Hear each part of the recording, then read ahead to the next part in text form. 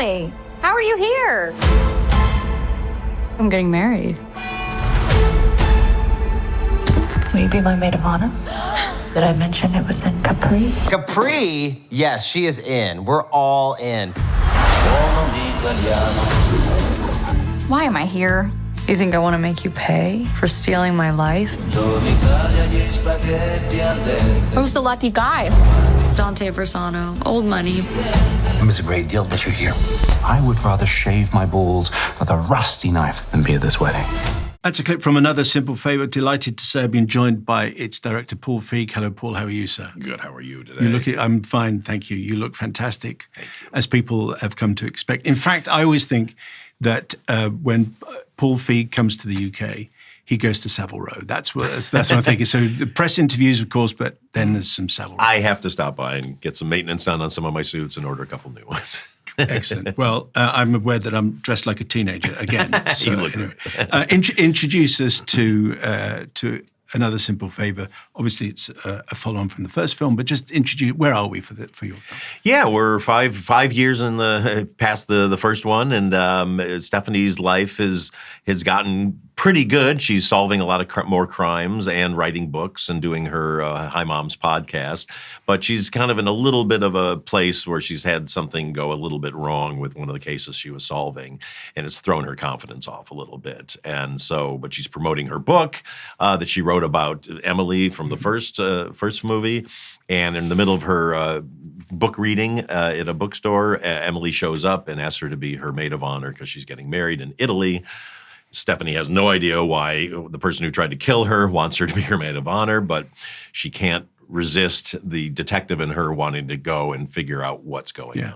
And just to give a little flavour, you mentioned the appearance at the book reading. Can you just describe the outfit? We've been talking about clothes a lot already, but describe that outfit that she arrives in. Well, it was full credit to Blake Lively because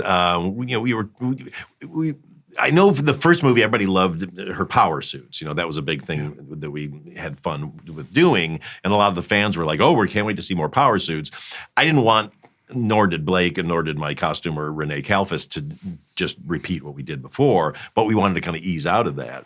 And so when she showed up, we were kind of like, oh, she should be like in one of her suits. And then Blake was like, I should be in a prison suit. And Renee and I are like, well, that's interesting. How do we do that? And then Renee and her team found this amazing fabric that has stripes on it that are green and, light green and dark green. And then found this kind of jewelry that's almost kind of shackly, chainy looking, and put that together. So it's sort of Emily's wink and nod of like, hey, I just got out of prison. And it kind of sets a tone, I think, really for what's coming. Just back to the original film, so 2018. Am I right in saying that the first film sort of became, during lockdown, it was one of those films that gained in reputation, that it became like a cult hit almost, and that that's one of the things they remember of lockdown. Yeah, honestly, that was what made us go, well, maybe we should make a sequel, because I always avoid them. And the original movie did really well in theaters. We made over, just under $100 million with it for a $20 million budget, so it was pretty good. But yeah, it was seeing that people were really rediscovering it or discovering it for the first time that made us go, well, maybe there's something more to do with these characters. We reached out to Blake and Anna. We're like, would you guys be interested in doing another one? They were like, sure. So then it was just the challenge of like, how do we come up with a story that's going to move us forward and not feel like we're just doing a redux of the first one. And so it was fun. It took a while to kind of figure out exactly what the movie turned into. I mean, you mentioned being sequel averse in passing, but it has been a big, absolutely. Why would you go back? And you always said you would not go back. So was it the overall concept? Was it the idea? Was it what was it that made you think, oh, okay, yeah, maybe I should be doing this? Yeah, it was kind of all the above, really. It was the fact that audiences had fallen in love with these two characters and liked the tone of the movie and like kind of the craziness that we put in there. And so thinking like, well, we can go in and kind of do that again, but put it in a new setting and maybe even kind of up the twists a little bit more.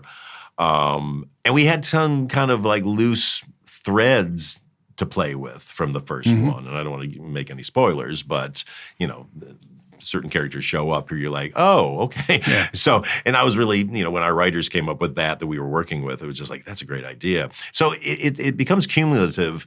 There's something we developed that like halfway through development, I'm just like, it's not happening. So let's just abandon it. And this was one that could have gone that way, but it just kind of, every time I'd be like, I don't know, is this right? Somebody would come up with, one of our writers would come up with another idea, and then the actors were coming up with ideas too. And it sort of grew and felt like something you had to do. You've been quoted as saying you tried to kill it. Oh yeah, I tried to kill it many times.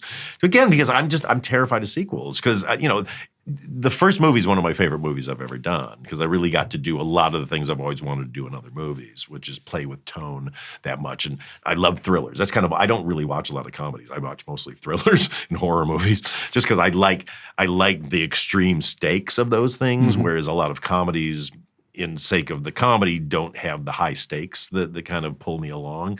So to be able to kind of merge those two genres in a way and be true to it was fun.